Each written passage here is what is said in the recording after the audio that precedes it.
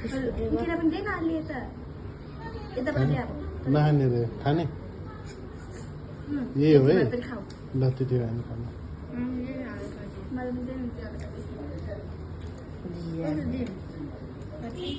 पछाडिको भाग छ त्यो